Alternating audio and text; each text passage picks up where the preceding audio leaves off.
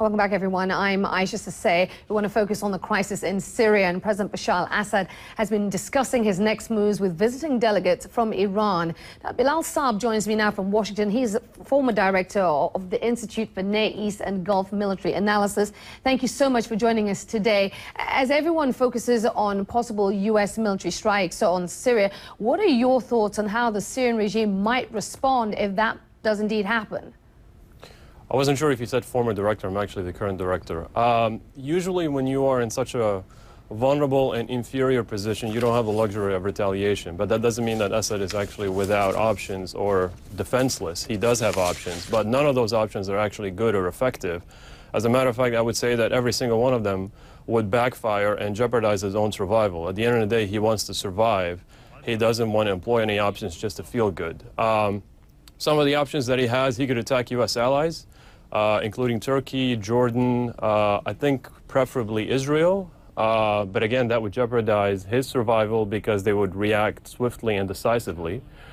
He could resort to spectacular terrorism, but I don't think he has the capacity for it at this time. He could ask for the assistance of Hezbollah in Iran. And he could resort to the worst possible option, and I think it's the least likely one, which is using missiles tipped with chemical warheads against Israel. Certainly it's the most escalatory option, but I think it's the least likely one. So which of those is the most likely in your view? The most likely would be that he would absorb the hit and do nothing, because it is the most rational thing to do. The most rational thing to do doesn't always happen, just because in the fog of war, a lot of things could spin out of control. But if I were Assad, I would lay low and absorb the hit, because the President Obama, has telegraphed his intentions and told him that this is a limited strike. Okay, I'm interested that you talked about if they were rational, the most rational thing to do would be that.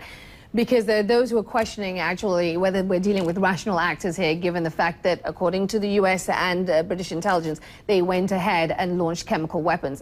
Are we dealing with rational actors here? Well, it's a good question. A lot of his own response, I recently wrote with my co-author Rex Brennan, would depend on why in the first place he used chemical weapons against his own people. It might have been a miscalculation. It might have been commanders who did not have authority to actually launch such weapons. He might have, authorized that decision himself. We're not really sure what happened there. But usually, and I know that this sounds very counterintuitive, usually Assad is more predictable in foreign policy than anything else. Domestically, he's been absolutely escalating everything, but in foreign policy, he's more predictable and rational more than anything. Just ask the Israelis. Okay. Domestically speaking, what do you see the fallout, or how do you view any fallout from a military strike if it does happen? How do you see him responding in this conflict? Certainly possible that he could decide to pound even harder the rebels and rebel-controlled areas, but I'm not sure there's much more that he could do. Perhaps a more prominent use of surface-to-surface missiles, but he's been doing the best he can, and he's still apparently losing to the rebels. So domestically, he could escalate, but I really have questions about his capacity to do so. I'm curious to hear your thoughts on, given the president saying that any action in Syria would be limited and narrow in scope, I'm curious to know what you think such action would achieve. What would it bring about? That's the million-dollar question. The military objective of the administration is to deter the president of Syria from using chemical weapons in the future. So it's a very limited objective. Other than that, I'm not really sure what a limited strike would achieve, because he's also telling him that we don't have an interest in deposing the regime. We actually want you to stay in power so that you can go to the negotiating table and reach a political settlement with the rebels. My point is, and I recently made that argument, is that achieving the two goals at the same time is not realistic in my mind. You know the region very well, so I have to ask you this. If the U.S. was to proceed with military strikes, where would that leave it standing in the region? I'm sorry, could you please repeat that question? I couldn't hear you well. You know the region very well. If the U.S. was indeed to proceed with military strikes against Syria, where would that leave it standing in the region?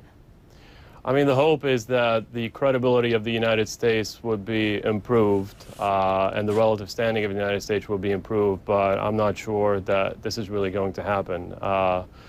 you could always make a case that the credibility of the United States is at its lowest for a very long time, but could always get worse. The United States, whether we like it or not, is not a country that is liked by most Arab countries right now. And so I'm not sure if the strike will change anything in terms of its credibility or its relative standing. All right, Bilal Saab joining us there from Washington. Great to get your perspective. He is director of the Institute for Near East and Gulf Military Analysis. Thank you so much. Anytime.